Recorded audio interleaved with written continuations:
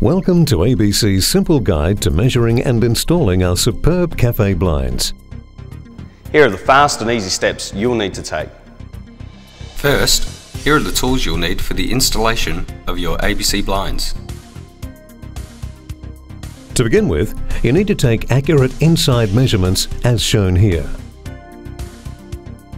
Fill out all the measurements on the appropriate form for the blind you want. The top beam needs to be level. This is very important. The side posts can be a different length if the site is sloping. It's important to allow for the slope on the paving or decking to enable any water to run off easily. How to measure for an automatic awning. When you're measuring to fit an automatic awning, you need to know whether you're fitting onto bricks or posts. If you're fitting onto brick, we recommend you fit the awning 100 mm each side of the window. If fitting onto timber patio posts, please allow 30 mm from the edge of each post. If a continuous awning is required, please allow 30 mm on each side of the post. The head box can be fitted under the eaves or 200 mm above the window, if the height is available. The extra height will ensure the awning is not visible through the window when the awning is not in use. If you are unsure of precisely what you need to do, simply send a photograph to us and we'll let you know exactly what the best options are for you. You can post us the photograph or scan it into your computer and email it to us at sales@abcblinds.com.au. All blind size reductions will be calculated by the factory based on your measurements, so it's important that they're accurate. How to install an ABC Blinds automatic awning. Step 1. Unpack the box and lay out all the components. Please note that screws are not included. You will need to obtain screws to complete the installation. Step 2. Fit the head box by fixing the end caps to the wall. It's absolutely critical that the head box is fitted level. The recommended screws are as follows. The recommended screws to use are, for timber, use an 8-gauge self-drilling into timber screw. These steel screws are zinc coated.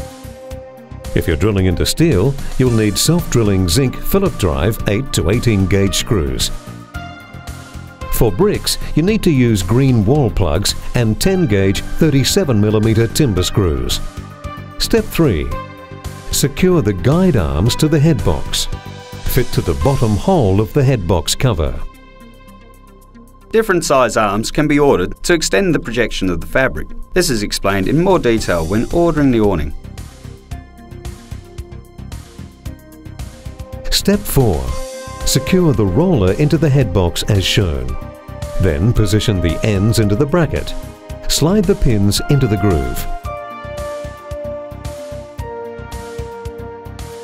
Slide the auto arm into the guide arm as shown here. Step 5. Screw the auto arm onto the guide arm on both sides. The screw will already be in the base rail. Step 6. Lower the blind to the bottom of the guide arms. Slide on the L bracket to the bottom of the guide arms. It is important to make sure the guide arms are level and vertical. They won't slide down if they aren't parallel. Then, screw the L bracket into the wall. The recommended screws are as follows. The recommended screws to use are, for timber, use an 8-gauge self-drilling into timber screw. These steel screws are zinc coated. If you're drilling into steel, you'll need self-drilling zinc Phillip drive 8 to 18 gauge screws. For bricks, you need to use green wall plugs and 10-gauge 37 mm timber screws. Please note that if the blind has a drop greater than 2000 mm, then a pull ring is required. This goes in the middle of the base rail, so you can move the base rail with the pull stick supplied. Step 7. Operate by tilting the base rail back and down towards the window. This will release the auto arm so you can then lower or raise the blind. How simple was that?